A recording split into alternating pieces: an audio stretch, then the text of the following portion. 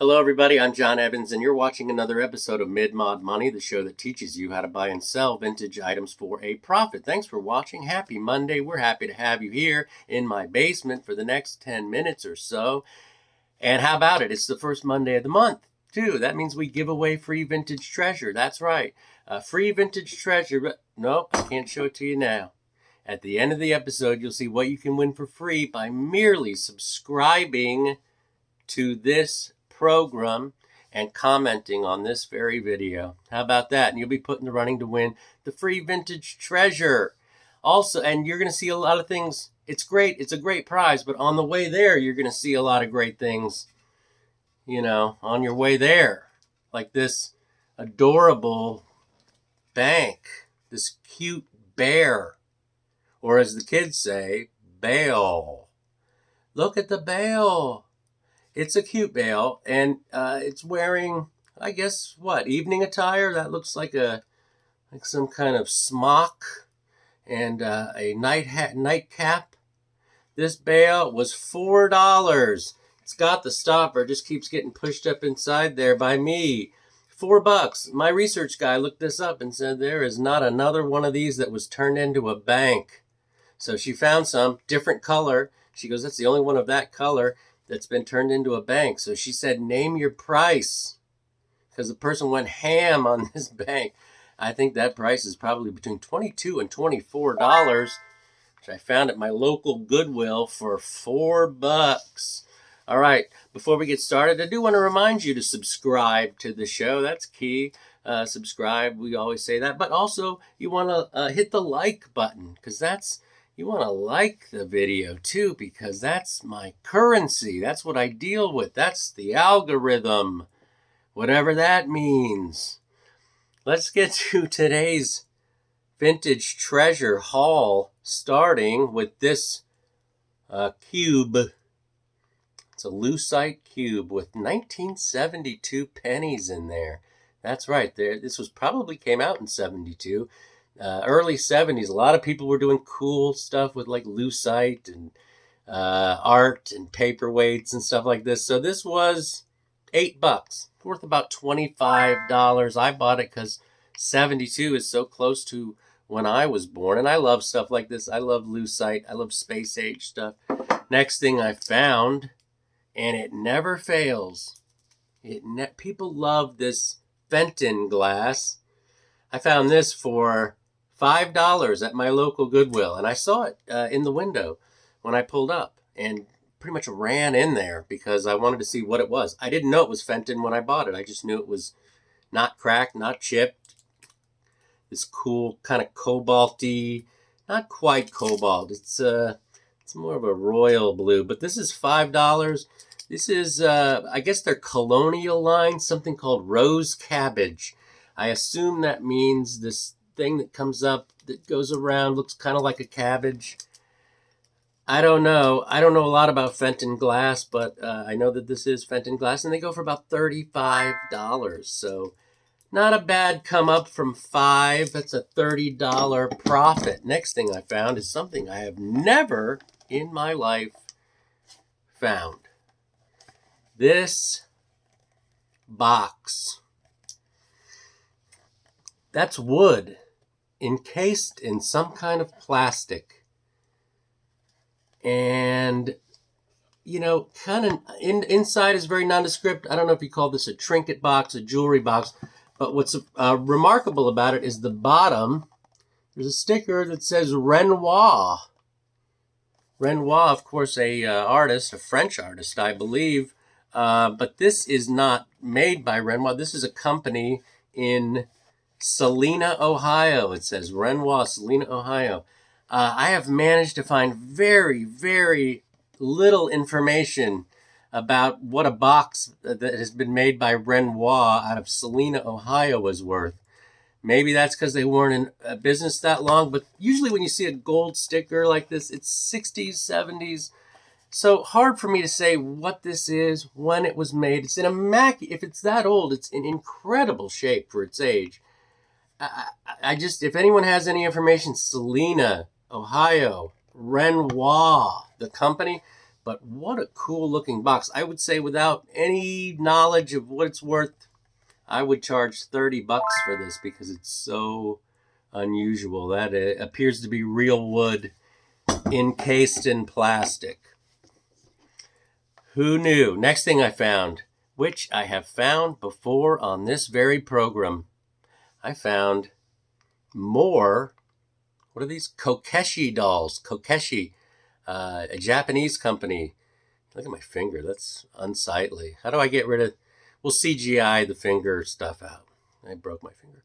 These Kokeshi dolls are collectible. They're from Japan. They're hand painted. Beautiful. Like, look how... It's just cute. It's just, cute cells. I'm not sure how strong the Kokeshi market is. So I'm going to put these on eBay, I think, and find that out. Maybe the hard way, but asking prices on these are $20 to $30 a piece. I don't know if they're going to go that high, but I'm thinking they're worth at least $20 a piece. I paid $3 at Goodwill for each of them. So there may be a follow-up video on this because Kokeshi dolls, I'm not sure how strong the market is. I love finding them. This is the second time, a month ago I found one. So next thing I found, now that I have found stuff like this before, this is just, it looks like a simple, jar with a lid with an interesting design on there. But the reason I think no one bought this for $3.50 at Christian Crossing thrift store is because they did not see the back of it. There's a sticker, and I don't think you can read it, but it says Pasabahce, Turkey. Pasabahce, of course, that company that made those very, very colorful glasses that I've had on this show before. Those Pasabahce glasses are very, very collectible, very sought after. Pasabahce makes some very nice glass out of Turkey, and this happens to be one of those things. It's probably worth $30 based on what I can pull off of eBay sales. Not very common, but Pasabahce glass. Ask for it by name. Next thing I found, this wasn't as close to an Insta buy as I will. Yep.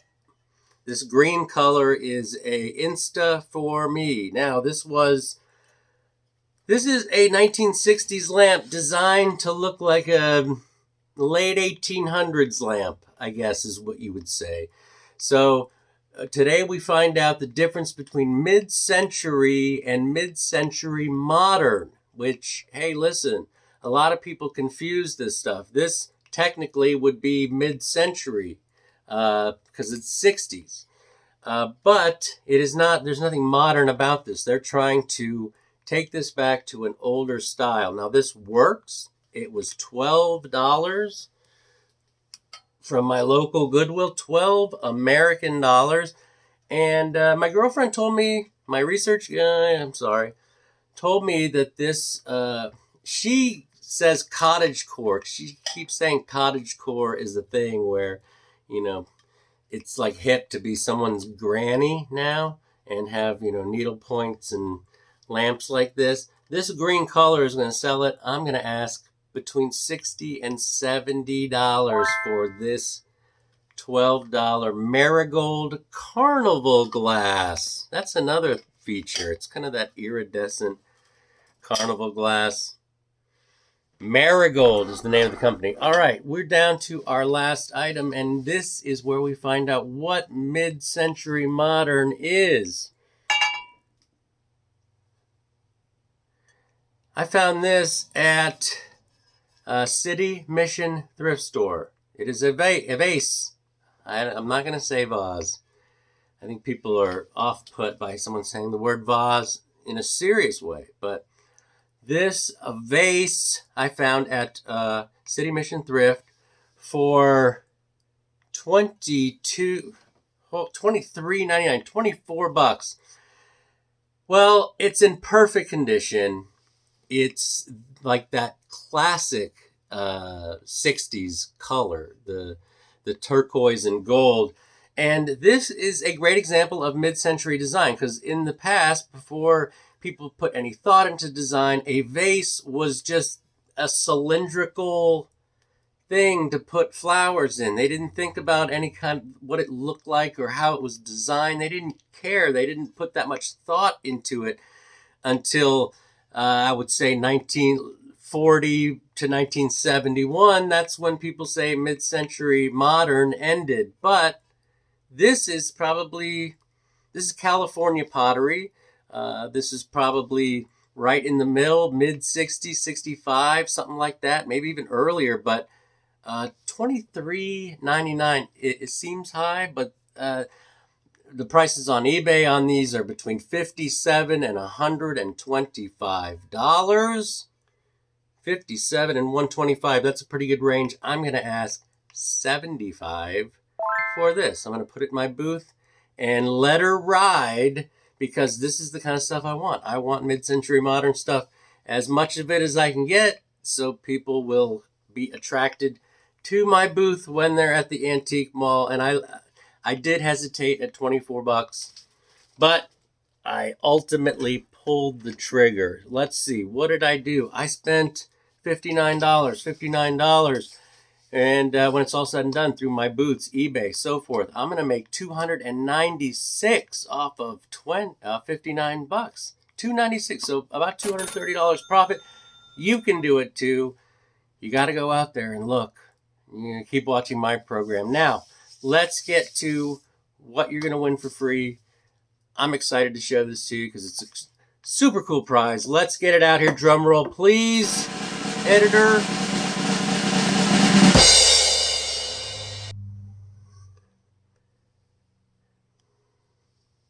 Bam. There it is. Glass apple. This is art glass, y'all. Hand-blown art glass apple. Now, here's the thing about this. My girlfriend pointed out to me that on the bottom, it's got a date, 1996. So it's not particularly old, 20 years old. It was my understanding that there would be no math. But a beautiful example of an art glass apple with these flowers, with the bubble coming out of the flower. Just a really cool design. And this was made by a company called Gibson. Makes these. And Gibson, 1996 art glass apple is your prize. All you have to do is comment on this video and be a subscriber. Next week, we'll give it away. Thanks for watching. I appreciate everyone being here. Thank you for watching. And remember, you guys always round up.